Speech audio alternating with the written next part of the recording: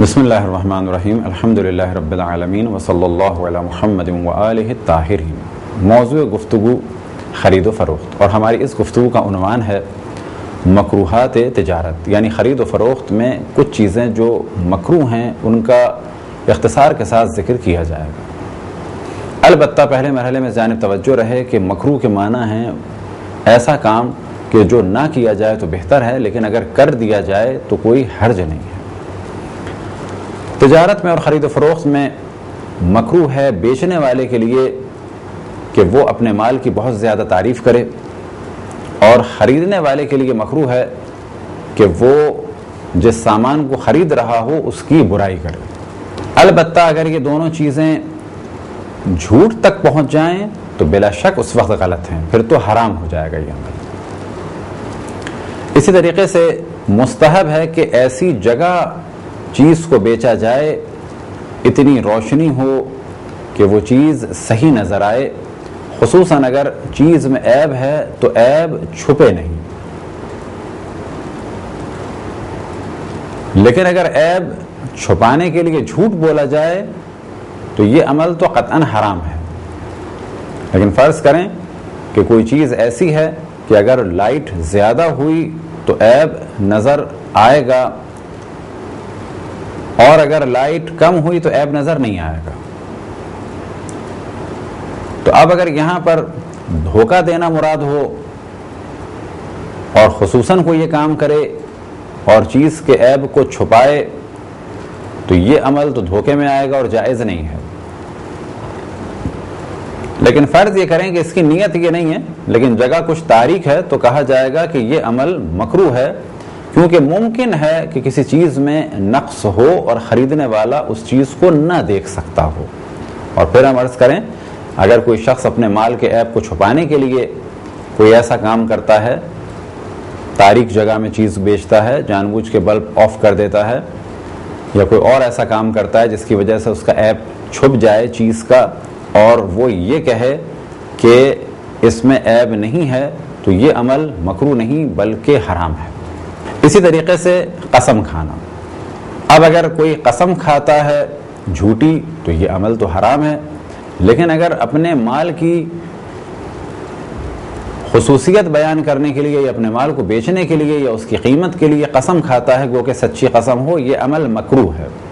اسی طرح سے مکروہ ہے اگر کوئی اپنی بیچنے والی چیز کو کہ جو وہ بیچ رہا ہے اس کے عیب کو چھپائے۔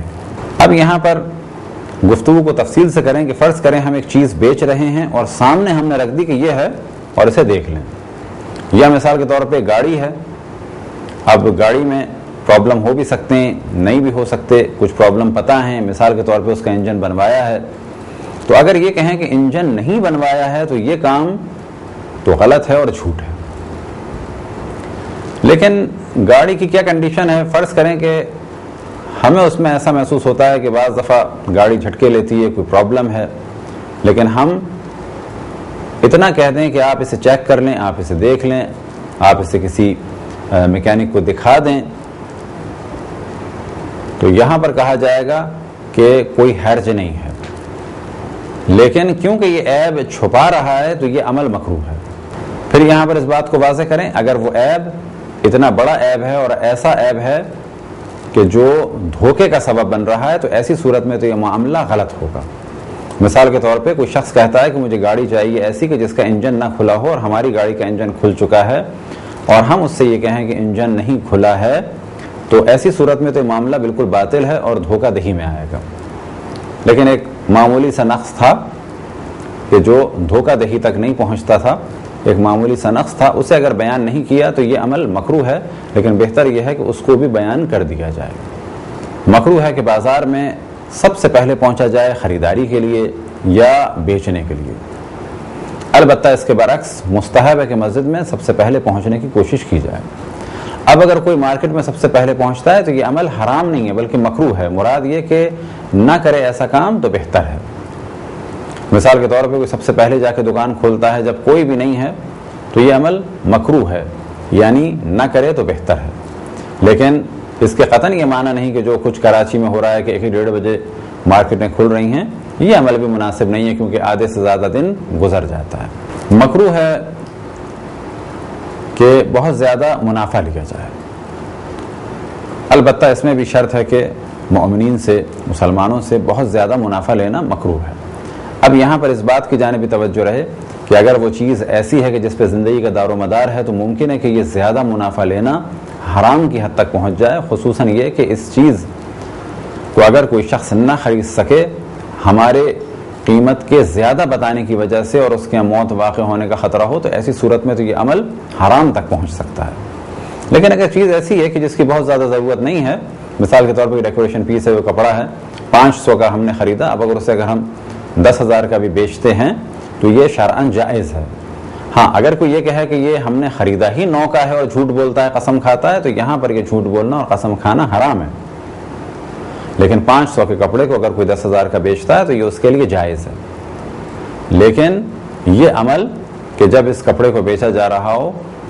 بعض دینداروں کو، تو اس وقت کہا جائے گا یہ عمل مکروہ ہے، نہ کریں تو بہتر ہے. لیکن شرعی طور پہ یہ کہا جا سکتا ہے کہ جو چیز ہماری ہے، ہمارا اختیار ہے اسے کتنے کا بیچیں، لیکن کس صورت میں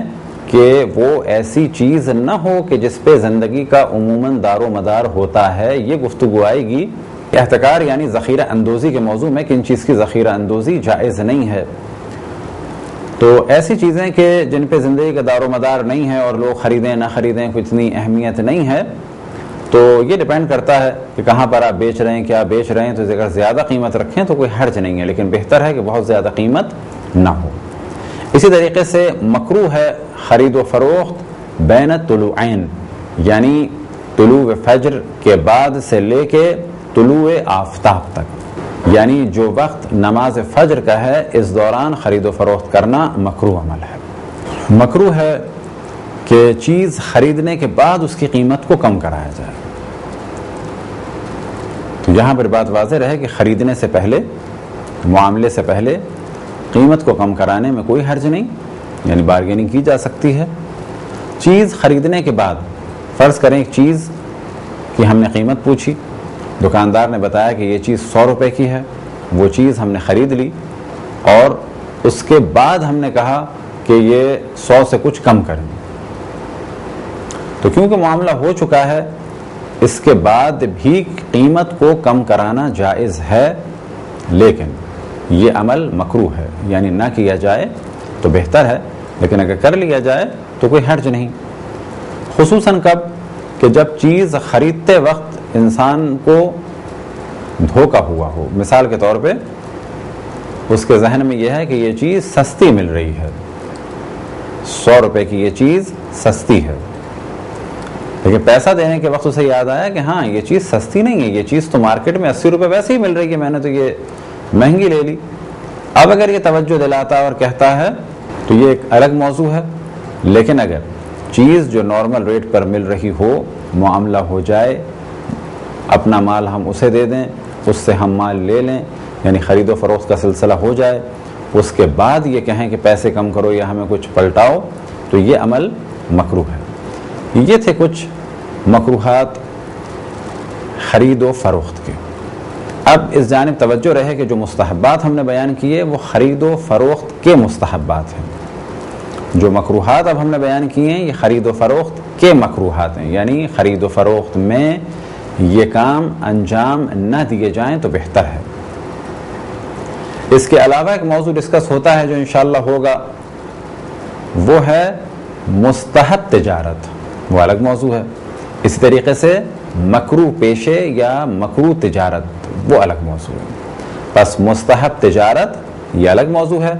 اور تجارت کے مستحبات یہ الگ موضوع ہے.